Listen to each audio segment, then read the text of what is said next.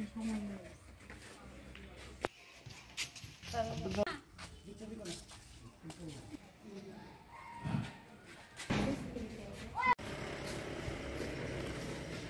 শিক্ষা দপ্তর থেকে আমরা 10টা করে আমরা ল্যাপটপ দিছি বাচ্চাদের কম্পিউটার শিক্ষার ইয়ের জন্য, কিন্তু দুর্ভাগ্যবশত এই যে নালিছড়া যে বাসুদেবপাড়া যে গ্রাম পঞ্চায়েত, এই স্ক্রিনে যে বাসুদেবপাড়া এসবি স্কুল রয়েছে, এটা থেকে আজকে সকালে আসার পর ওনারা দেখলেন যে এখান থেকে প্রায় 9টা ল্যাপটপ চুরি হয়ে গেছে।